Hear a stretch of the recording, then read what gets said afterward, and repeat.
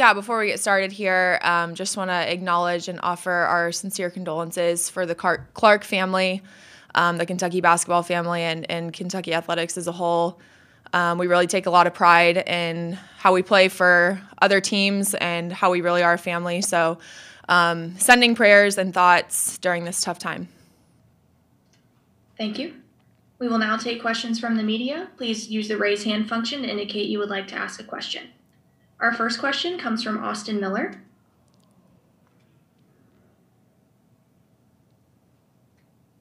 Austin, go ahead with your question. Madison, over the last 4 games in this tournament, you all have had a killer mentality in these final sets. You're winning by over 8 points. What is it about these finishes that's bringing out the best in you?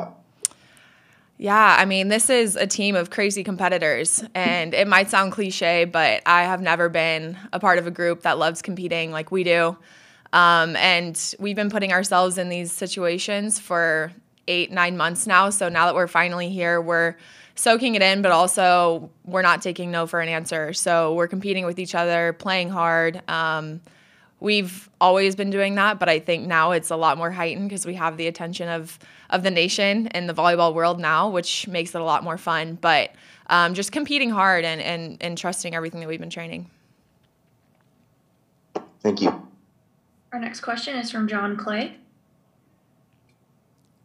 Madison, on the broadcast, they talked more than once about when you first came to camp at UK at Craig's camp as a 7th grader and how impressed he was with you back then. And he was just saying you could have gone pretty much to any place you wanted to go to in the country. What did you see about Kentucky, and did you see it progressing to the point where you would be here a day away from playing for the national championship? Yeah, it's crazy. I mean, it's a long time coming, to say the very least, to think about when I started coming to camp and when I committed, and now I'm here. I'm 22 and in my last season here at Kentucky, and after making history, and this is everything that I planned to do. This is why I came here, why I chose Kentucky, and I think the reason that it was the perfect fit and has been everything I've wanted and more is because of the people, because of our coaching staff, Craig, Anders, Carly, Katie Poole, our strength staff. Just the way that everyone really treats it like a family is the reason that I chose to come here, and I knew that if the people I'm around every single day are people that I love and want to play for and play with, then everything else will fall into place. And I can say, sitting here right now, the day before the national championship, that will forever hold true. And it's wild to think, like I said, it's a long time coming, and it's been however many years, basically feeling like I'm in Kentucky blue even before I got on campus. But committing as a freshman and going all through high school, watching them and having my eyes set on making history and coming here and doing that is a dream come true. And like I said, it's the people that make it all worth it and are the reason that our experiences have been the way they are. Our next question is from Dick Gabriel. Madison, Washington came at you last night trying to take you out of your normal role in the offense. You anticipate Texas will do the same? I mean, Washington was a really good serving team. I think we battled that adversity really great, and even when we were out of system, we found ways to get it done, and it was really hard at times. I mean, I obviously don't pass, but even just watching the balls drop right before they get to our passers, it was kind of a wake-up call, like, okay, we need to face this adversity and we need to run with what we got and just kind of buckle down and play Kentucky volleyball. And Texas is going to serve tough. They're going to be a big block, and like I've said before, I love our transition game. We play hard, we play fast, and that, I think, is something that is extremely in our advantage. I mean, I don't think that a lot of teams can play with us in transition, and that's a huge strength, and we're going to try to play to that as much as we can tomorrow night. And how much has this extra long season really kind of in a backhanded way paid off? I mean, I know it's been grueling, but you all got a chance to get to know each other maybe even better than in a normal season. Yeah, I mean, especially the trust in moments like last night, even just being down and being able to trust our teammates in an environment where there's more fans, more lights, more media, all of that, just being able to lean in and the trust that we have is where it is and has developed so much because of how much time we've had. And that is something that has been so beneficial for us, and can't say enough how happy I am that we were able to play in the fall. And I remember when that was, we weren't sure if we were going to be able to do that. And I remember how hard that was to come to terms with. And then finally getting the news that we're going to do this thing, we're going to play this fall, and then we're going to come back and play this spring. And the NCAA announcing that we're going to have a championship. I mean, all of those moments were so pivotal for us because it allowed us to really put our eyes on what we were going after, and just going in every single day, taking it day by day, but knowing what we were going after, and just fine-tuning skills and the trust and the communication, all of that. And to see it all kind of come together right now is rewarding beyond belief. Next question is from Eric Olson. Yeah, Madison, Eric Olson with the Associated Press. Wanted to ask you a little bit about this odd tournament structure because of the situation with COVID. You guys have been here now for 2 weeks as opposed to bouncing around from site to site like you would in a normal year. I mean, does it feel like you've been here for quite a long time? And how do you think you and your teammates have handled that?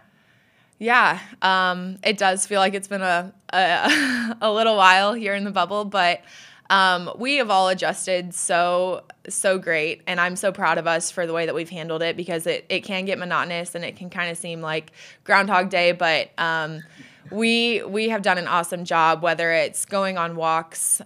We did a fun painting class. We're playing cornhole. We have Uno. We're doing Jenga. We have all of the stuff to kind of make it feel a little more normal, I guess. Back at home, we basically all live with our teammates anyway, so we are around each other a lot, and we are a family, so it actually has been pretty awesome. But it definitely has provided some consistency as well, though, and I think that is something that we are definitely using to our advantage, and it definitely looks different, and I wish that we could have hosted the first couple rounds and played back in Lexington for a little bit longer, but I can't imagine it being any different now. And like I said, we've adapted really well, and it's been really fun. I think we've created more memories here in Omaha than we would in a normal year, so that's definitely a plus, especially for it being our last little go-around to seniors, so I know we'll cherish that. But it's been good, and it has been a long time, but I'm excited to leave here with a dub tomorrow night. Can you, just to follow up, tell me about that painting class? Did someone come in and you guys all lined up behind your easels, and what did you paint? So it was just a virtual class. So we, so we put it up, and she would be mixing her paints, and we would all have to pause it so we could get our paint mixed, and then we would paint the sky a light blue, and it was so funny. We spent far too long doing it because we were all such perfectionists trying to make our flowers and our mountains perfect. But it was so funny. We have all of them kind of put up in our meeting room, so we've kind of made it feel like home with little things like that. But stuff like that helps separate the days, and it's been fun, and that definitely has been one of my favorite parts of the trips outside of volleyball. So, thank you. Our next question is from Lincoln Arneal. Madison, you talked about all the benefits that you gained off of playing in the fall and kind of transitioning into this season. What challenges were there that you had to deal with the elongated season and the structure of the double season, if you will? I mean, physically, it's tough. This is double what we're used to playing. And so I think especially after we got done in the fall, just taking care of our bodies and also staying in really good shape in the months of November and December, and coming back in January ready to hit the ground running. That's something that we hold each other accountable with as much as we can. We have little groups that we text in what workouts we're doing, how our sweaty pictures. Those are something that we always send in during the off season, just to make sure that when we do get back on campus and we get back on the court, we're ready to go, and that's not something that needs to be addressed and kind of take up time. But as far as challenges go, I think it's just the discipline in and of itself. It was hard, and it was really hard, especially with COVID, and to put the game and put our teammates and our lofty goals first was difficult. And I think all athletes can say that it has not been easy in any realm of COVID. But like I said, I'm so happy that we played in the fall, and I think it prepared us for moments like this, and just the relationships, like I said, the relationships and the trust and being able to work through certain things, I don't think we would have been able to do if we would have started this in January. So it's been nice to be able to compete for over 9 months, and I think it's just prepared us great. And I am very, very, very, very thankful to have Craig and Mitch Barnhart, our athletic director, and everybody behind the scenes that has worked so hard to get the SEC to the big push that we needed to play in the fall and to play a full season. And that was huge for us. Being from Kansas City, do you have a lot of family and friends coming up for the tournament this weekend? Just a couple-hour drive north? Yeah, it's not far at all, which is it's nice, but it's also weird because we played here for clubs so much. So in the beginning, it was like, wow, I feel like I'm kind of reliving my club days. But yeah, going to have some people in the house. I had my club coaches here last night, which was fun. But it's so cool to look up and see all the blue in the stands. I mean, that is such an awesome feeling. It's so surreal, and it leaves me speechless. It's so awesome to look up and have that support, and people traveling from all over the country to watch us. And I'm lucky that it is short for my family and friends, but even the people coming up from Texas, from all the way from Lexington, it's so cool and so rewarding, and I think I can speak on everyone's behalf saying that. Next question is from Larry Bott.